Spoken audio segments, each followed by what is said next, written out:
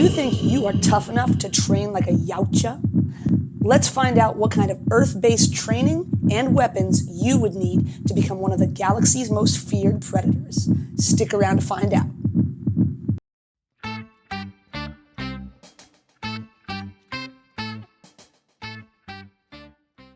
What's up, Ninja Nerds? My name is Julianna Holmes. I am a 4th degree black belt, and I like to make videos about martial arts, culture, techniques, lifestyle, and philosophy. If that sounds like something that you're into, then go ahead and smash that subscribe button below.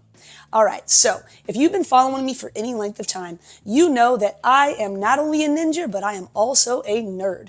Ever since I can remember, I have loved sci-fi, action, adventure, and horror.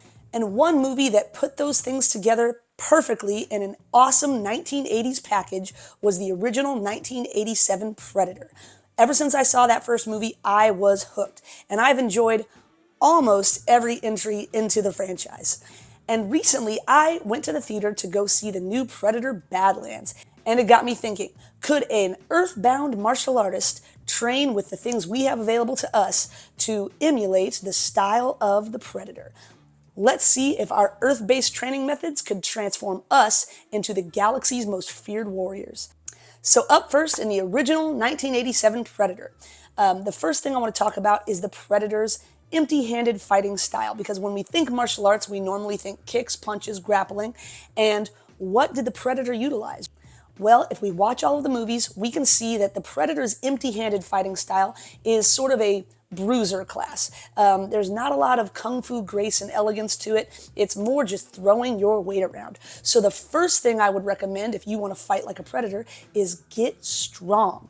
Pick up some heavy weights. Get into that gym and start lifting, because the predator loves to throw his weight around. This creature can literally take Arnold Schwarzenegger in a one-handed choke and slam him up against a tree like he's nothing. That kind of power takes some serious muscle mass. So get into the weight room, start powerlifting. I want to see you doing bench, squat, deadlift, chin-ups, and I want you lifting heavy, because if you are going to be a bruiser, you need to be able to have weight to throw around. However, the Predator is truly alien. He is full of contradictions. Yes, he's a bruiser and full of raw strength, but he also is very agile, almost like Spider-Man, jumping from treetop to treetop, climbing the cityscape in Los Angeles in Predator 2. The Predator is an excellent parkour artist. So in addition to developing raw strength and brute force, you better learn some parkour. You got to swing from treetop to treetop, being able to leap from rooftop to rooftop, being able to elegantly throw yourself from position to position. So get yourself into a parkour gym. All right, now let's get into my favorite subject, weapons. The Predator we think of as being this awesome warrior, and he is. However, first and foremost, he's actually a hunter. So the first weapons we see him utilize in the first Predator movie are distance-ranged weapons and his camouflage, classic techniques of a hunter or perhaps a sniper in the military. So if you want to be a yautja, then you have got to master the art of camouflage and master distance firearms. Okay, so that could look like a scoped hunting rifle, a sniper rifle, and if you want to be more fancy and have that red dot just like the Predator does, perhaps more of a tactical AR-15 style rifle with a laser sight would be your go-to weapon. In the first Predator movie, there's only a few weapons we actually see the Predator utilize, but the one close-range weapon that he uses in melee combat, as we know, is the wrist blade. Now, watching this, I was like, okay, what is the closest human equivalent to the Predator's wrist blade? And the first thing that came to my mind was actually Shredder from the Teenage Mutant Ninja Turtles. His hand blades are very equivalent to the Predator's wrist gauntlet blades. So I had to look up, is that an actual ninja weapon, or was that purely fictitious for the Ninja Turtles? The closest weapon that I could find is a Japanese ninja weapon called the Tiko Kage. Not sure if I'm pronouncing that right, but I'm doing my best. And this was a hand-worn claw, actually very reminiscent of Wolverine now that I think about it, and it was used for slashing and stabbing movements. So if you want to use the Predator's wrist claws, maybe ninjutsu is the art for you. But the predator is very well versed in blades in general. So one of the weapons he also carries is a ceremonial dagger. So if you're looking to master blades in general, your best human equivalent to training in the blade arts would be Filipino martial arts, Kali. And I love Filipino martial arts. They are very close to my heart. So if you want to learn how to use the blade, then I suggest training in Filipino Kali. In Predator 2, there were some exciting additions to the Predator's arsenal, most notably the combi stick, a shortened baton that could expand into a full-length staff. Now, when I first saw that, my brain immediately went to the bow staff. The bow or the staff is used in almost every martial art in some capacity, everything from Okinawan karate, Japanese karate, Korean karate, to your all your kung fu systems. The staff is probably the most common weapon out there. So finding staff training should be no big deal. You could pretty much train staff fighting in almost any traditional martial art, even in historical European martial arts, also known as HEMA. But when you break it down, the Predator's combi stick, it actually is less like a bow staff and more like a spear. The spear is the foundational weapon in almost every traditional military art on planet Earth. Every culture on Earth had a spear going back to primitive prehistoric times. Before we had the ability to write it down, there were people who were utilizing pointy sticks to kill things. So you could go to almost any martial art and find a variation of the spear. Specifically, this is a Japanese spear. You could also train in the Chinese version of the spear.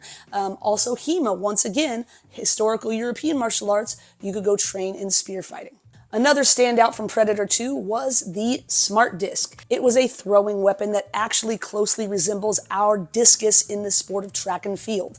Of course, it was much more technologically advanced, it could track its targets, and it was able to slice through pretty much anything.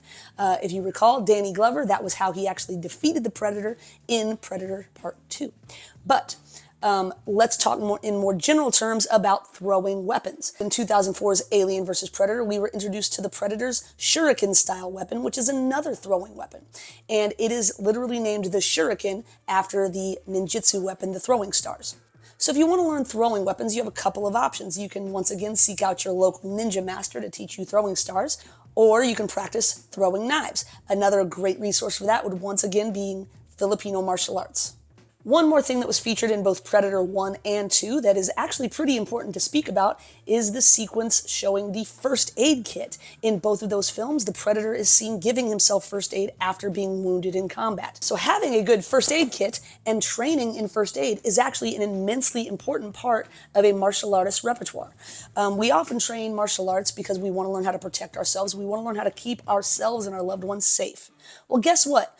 In a lot of emergency situations, you're not necessarily going to have to fight your way out, but you may have to administer first aid. Seeking out first aid training, whether it be CPR, stop the bleed, a basic first aid class, all of the above preferably, is a fantastic way to prepare yourself for the event of an emergency. I always carry a tourniquet with me everywhere I go. I carry a CPR face mask with me at all times, and these things are very handy just in case something pops off and I have to help somebody or I have to help myself.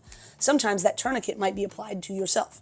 So learning to use these items and having some good first aid training is a must. You know, a lot of people sleep on the movie Predators with Adrian Brody. I always really liked that one. And in that movie, we are first introduced to the concept of the Predator's hunting dogs. Now, there are a couple of different variations. Of course, the Predator also had its own version of a hunting dog.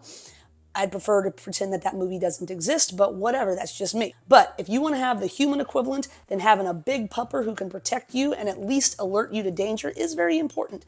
I have 3 dogs myself, and they are very good watchdogs. They alert me whenever there's anything going on the property, and I know that at least my big boy, he would protect me if push came to shove. If you want to go a bit further and you have the money for it, you could invest in actual protection dog training. It does cost a pretty penny and not every dog is suitable, but if you can afford it and you want to have a very well-trained protection dog, it is a fantastic resource for you and your protection.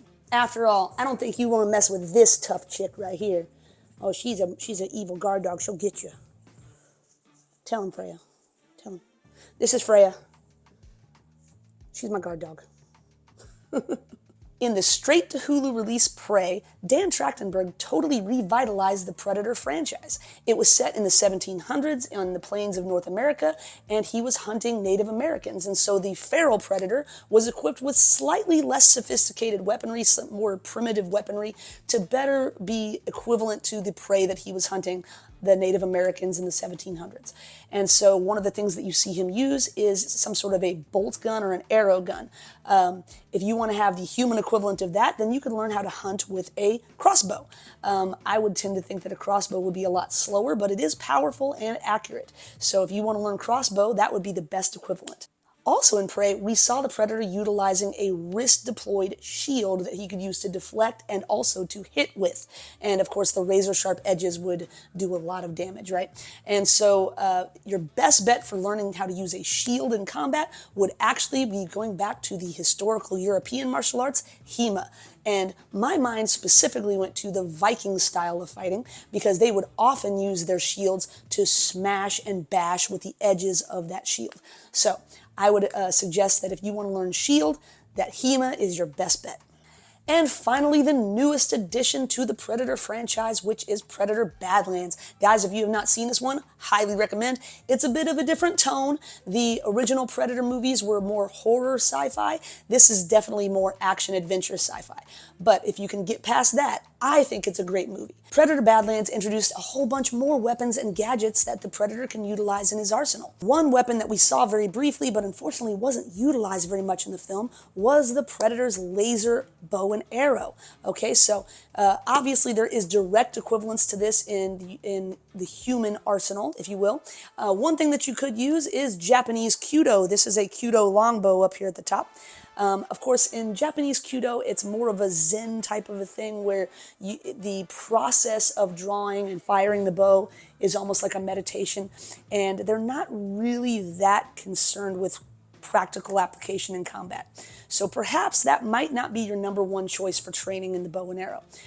You could try the European longbow, you could try recurve bow, and of course if you want to be a little bit more tech savvy, then we could try the compound bow, which allows a much heavier draw, but you can still hold it out for an indefinite amount of time. I would suggest going to a Western archery range and learning how to fire either a recurve bow or a compound bow. And finally, one weapon in Predator Badlands that got lots of airtime was his laser sword, okay? He had a curved blade that had a laser on the edge, and watching it, I was really trying to find the human equivalent. And first thing that we usually think of is the katana. It is a curved blade. It is definitely good for slicing and dicing, but upon closer inspection, it's two-handed. It's primarily used as a two-handed weapon, and Dek the Predator uses his sword primarily as a one-handed weapon. So what does that leave us? Let's think here.